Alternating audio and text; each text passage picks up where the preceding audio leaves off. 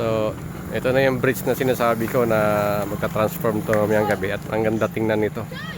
So, dito natin hanggang dulo. Doon sa pinakadulo tayo. So, malawak nga yung area na to.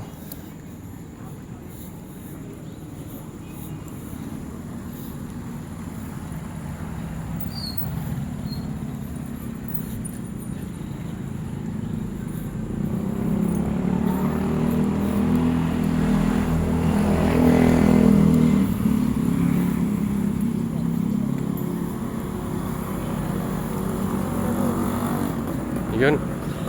Dito na tayo sa dulo mga kalakbay. Dulo-dulo ang pinuntahan natin, no. Hanggang dito tayo para makita natin yung view naman pagka dun sa kabilang side. Kung titingnan natin sa kabila. So ito ibang klase naman yung mga upuan dito. So ayun. So ito mas clear, hindi na siya against the light mga kalakbay. Yung bridge na yan, yun yung pinaka attraction nila dito tuwing gabi. So ayan. Medyo malakas yung agos ng river dito sa ngayon, ha. Kita mo yung water lily, oh.